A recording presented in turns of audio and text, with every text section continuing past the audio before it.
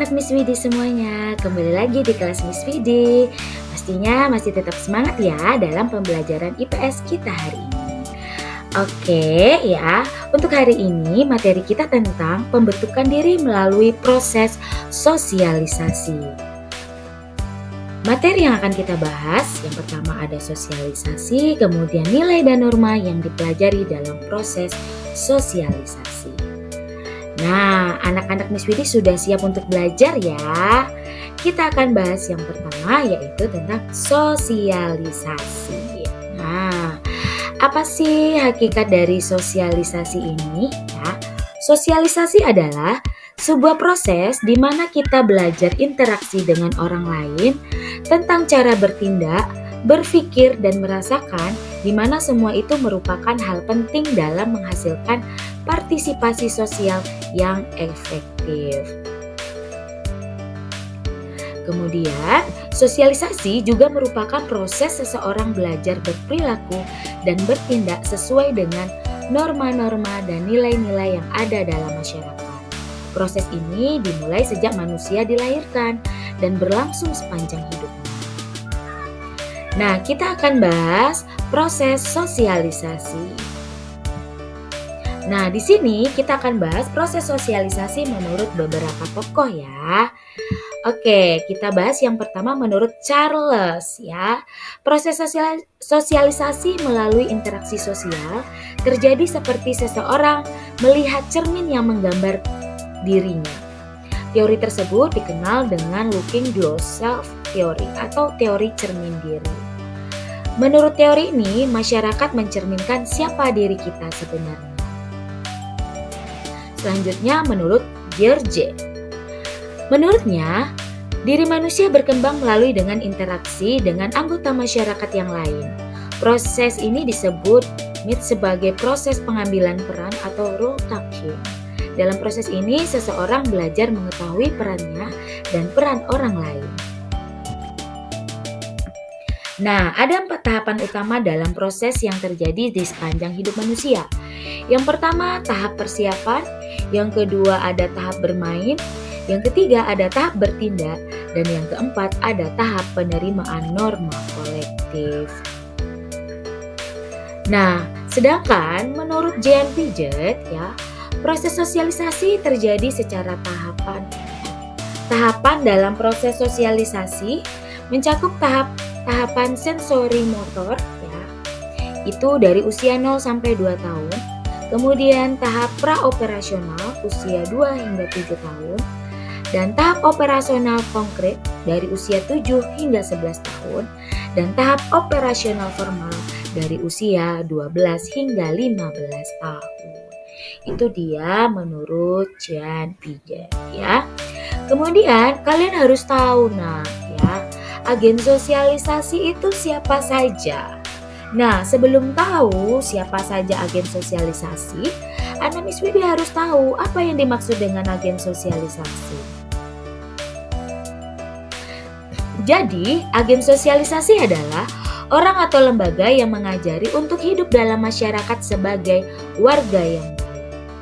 Nah, di sini agen sosialisasi utama yang melaksanakan proses sosialisasi itu ada 4. Yang pertama keluarga, kedua sekolah, ketiga kelompok sebaya atau sepermainan, dan yang keempat adalah media massa. Nah, di sini ada 2 bentuk sosialisasi. Yang pertama, sosialisasi primer dan yang kedua, sosialisasi sekunder. Baik, mari kita bahas satu persatu. Yang pertama, sosialisasi primer. Primer adalah sosialisasi yang terjadi pada tahap awal kehidupan manusia. Sosialisasi primer umumnya dipelajari dalam keluarga dan akan mempengaruhi seorang anak sehingga dapat membedakan dirinya dengan orang lain di sekitarnya, seperti ayah, ibu, kakak, dan adik. Selanjutnya, sosialisasi sekunder. Nah, proses yang memperkenalkan seseorang ke lingkungan di luar keluarganya, seperti sekolah, lingkungan bermain, dan lingkungan bekerja. Nah, bagaimana dengan tipe sosialisasi? Tipe sosialisasi dapat dibagi menjadi 2. Yang pertama, sosialisasi formal, dan yang kedua, sosialisasi informal. Sosialisasi formal yaitu sosialisasi yang terjadi melalui lembaga-lembaga yang berwenang menurut ketentuan yang berlaku dalam negara seperti pendidikan di sekolah. Sedangkan sosialisasi informal yaitu sosialisasi yang terdapat di masyarakat atau dalam pergaulan yang bersifat kekeluargaan seperti pergaulan sesama teman dan kelompok-kelompok sosial di dalam masyarakat. Nah, itu dia yang materi yang berkaitan dengan sosialisasi ya, dari pengertiannya, bentuknya, prosesnya, dan tipenya.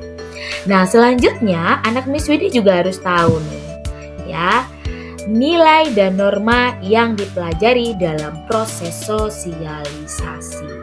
Nah, untuk itu anak Miss Widi harus tahu definisi nilai dan norma. Menurut Sujono Sukanto, nilai merupakan konsepsi abstrak ya dalam diri manusia mengenai apa yang dianggap baik dan buruk. Agar kita dapat mewujudkan nilai-nilai tersebut dalam perilaku yang tepat, kita membutuhkan norma. Nah, norma adalah aturan yang dibuat untuk mengontrol atau sebagai pedoman bagi masyarakat dalam kehidupan sehari-hari. Nah, di sini contohnya norma-norma berpakaian atau etika berpakaian akan sama dengan tata cara berpakaian seseorang, harus menyesuaikan dengan nilai yang dianut masyarakat dalam berpakaian. Nah, norma dapat berubah-ubah seiring berjalannya waktu. Misalnya, dahulu wanita yang memakai celana dianggap melanggar norma. Akan tetapi, saat ini merupakan hal yang biasa. Apa saja jenis-jenis nilai norma ya yang berkembang menjadi beraneka ragam tergantung pada kategori penggolongan. Oke, lanjut nilai sosial. Menurut Profesor Dr. Noto Negoro, nilai sosial dapat dikelompokkan menjadi 3. Yang pertama nilai material, yang kedua nilai vital, dan yang ketiga nilai kerohanian. Oke, ya. Nah, kita akan bahas yang pertama nilai material ya. Nilai material adalah segala hal yang bermanfaat bagi jasmani manusia. Contoh, guna makanan yang bergizi bagi kesehatan manusia, pakaian yang melindungi tubuh manusia. Dan selanjutnya nilai vital. Ya, nilai vital merupakan segala hal yang bisa digunakan manusia untuk melakukan kegiatan atau aktivitas. Contohnya, buku teks berguna bagi pelajar untuk memahami materi pelajaran, jaringan untuk nelayan, payung ketika musim hujan, dan lain sebagainya. Selanjutnya itu adalah nilai kerohanian. Nilai kerohanian adalah segala sesuatu yang bermanfaat bagi rohani manusia, meliputi nilai kebenaran, nilai keindahan, dan nilai kebaikan atau moral, dan nilai religius. Nilai kebenaran bersumber dari unsur akal manusia. Contohnya nilai kebenaran yaitu hakim yang bertugas memberi putusan pengadilan. Nah, di sini ya.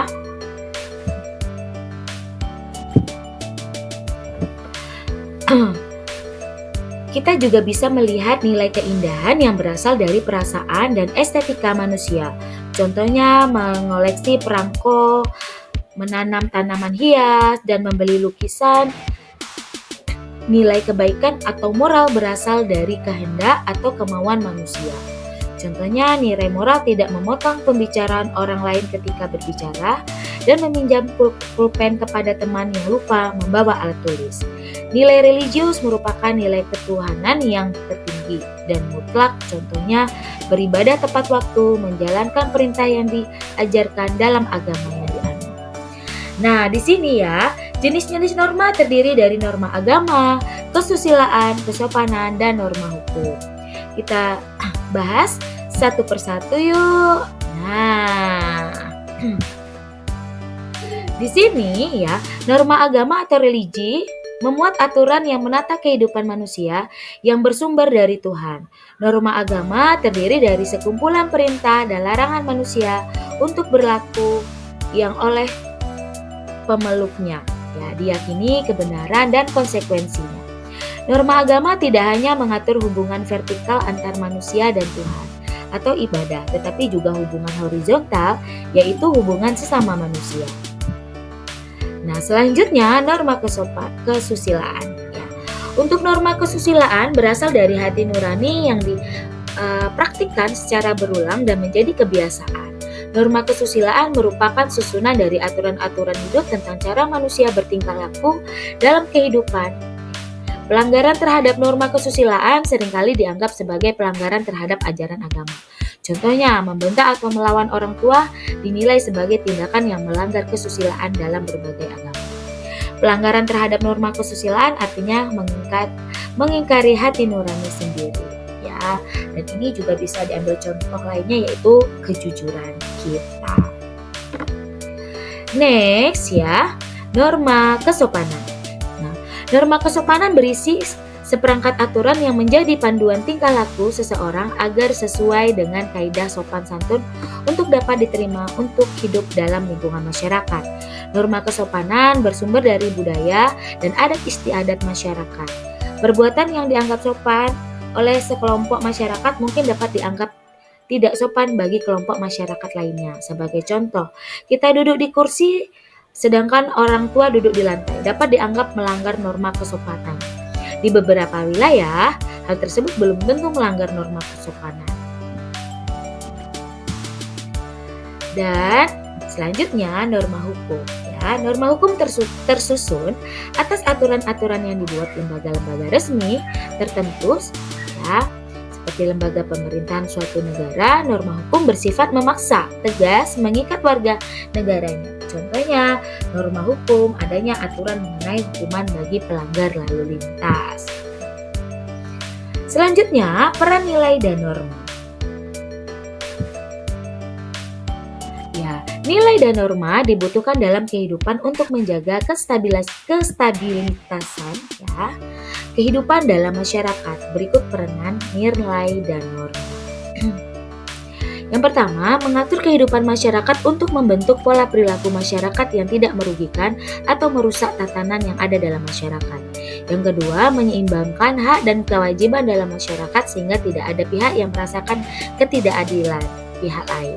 Yang ketiga, nilai berfungsi sebagai alat motivasi dan kontrol sosial normal, merupakan pedoman bagi individu untuk berperilaku di dalam masyarakat normal. Juga berperan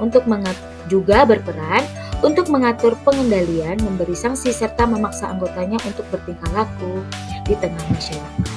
Nah, itu materi kita tentang sosialisasi dan nilai serta norma. Nah, sampai jumpa di materi Miss Widi berikutnya ya.